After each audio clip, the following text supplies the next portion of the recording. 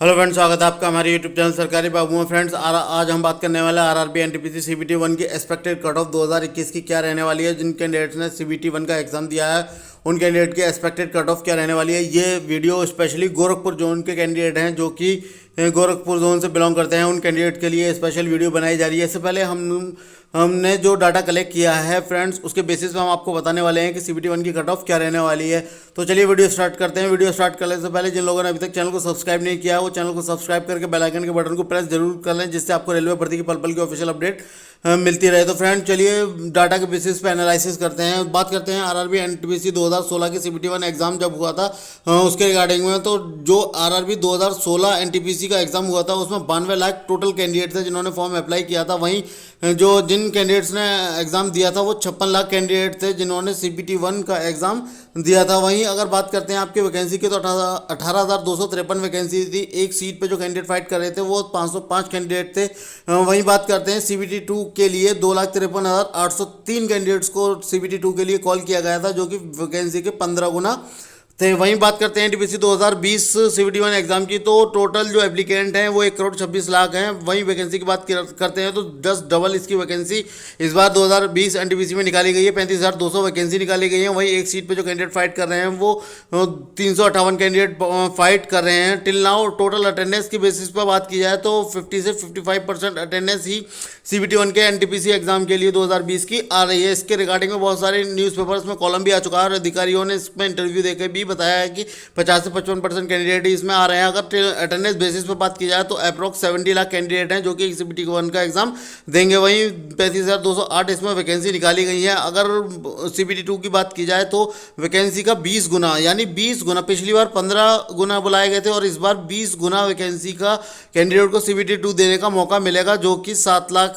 के करीब बच्चे जो हैं जो कि सीबीटी 2 के लिए क्वालिफाई करेंगे। वहीं यहाँ एक डिफरेंस निकल के ये आ जाता है कि 300 पहले 2016 की जो वैकेंसी हुई थी उसमें 505 कैंडिडेट एक सीट पर फाइट कर रहे थे और इस बार जो वैकेंसी निकली है वो 358 कैंडिडेट एक सीट पर फाइट कर रहे हैं। तो यहीं से बहुत बड़ा डिफरेंस आ जाता है। प्लस आपका 80% पिछली बार अटेंडेंस रही थी टोटल और इस बार 50 से 55% ही टोटल अटेंडेंस यहाँ से जा रही है। तो फ्रेंड्स ये थी ओवरऑल डाटा। चलिए बात करते हैं स्पेशली गोरखपुर जोन की।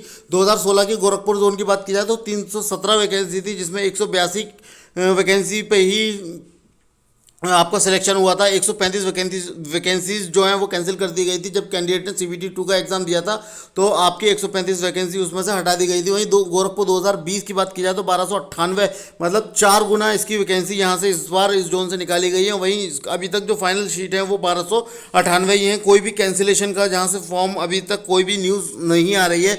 वहीं बात करते हैं गोरखपुर जोन की टिल अटेंडेंस क्या परसेंटेज रह रही है, तो 45 से 54% के बीच में ही यहाँ से अटेंडेंस जो है वो रह रही है।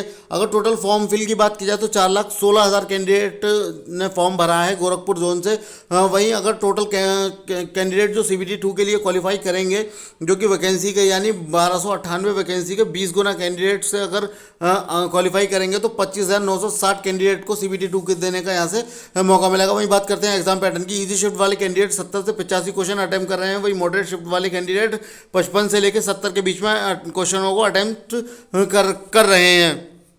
अगर आपकी नॉर्मलाइजेशन की बात की जाए तो आपके जो इजी शिफ्ट वाले कैंडिडेट हैं उनको 5 से 9 नंबर जो हैं वो मिल सकते हैं इजी शिफ्ट वालों के लिए। नॉर्मलाइजेशन मॉडरेट शिफ्ट के लिए 12 से 15 नंबर मॉडरेट शिफ्ट वालों को यहाँ से मिल सकता है। तो फ्रेंड्स इस बार भी जो पेपर है वो टीसीएस ही कंडक्ट करवा रही है। हमने देखा था कि इससे पहले सीजीएल टायर 2 का जो एग्जाम हुआ था उसमें मॉडरेट शिफ्ट वालों के 20 से 30 नंबर जो हैं वो टीसीएस की तरफ से नॉर्मलाइजेशन में दिए गए थे। अगर रेलवे के लिए भी यही प्रोसेस टीसीएस का रहता है तो आपके 20 से 30 नंबर जो है मॉडरेट शिफ्ट वाले जो कैंडिडेट हैं उनके यहाँ से बढ़ सकते हैं। फ्रेंड्स आपने बहुत सारी वीडियो देखी होंगी जिसमें कैंडिडेट कह रहे हैं कि हमने 80 किए हैं, हमने 85 किए हैं, हमने 90 किए हैं। तो जी हाँ फ्रेंड्स, किए होंगे, बिल्कुल किए होंगे, हम इस बात को डिनाई नहीं करते हैं। लेकिन सभी कैंडिडेट जो हैं वो नहीं कर पा रहे हैं। जिन कैंडिडेट की मॉडरेट शिफ्ट आ रही है वो कैंडिडेट जो है 70+ से ज़्यादा बहुत मुश्किल हो जा रहा है, क्योंकि टाइम बोर्डेशन वहाँ से बहुत ज़्यादा कम है।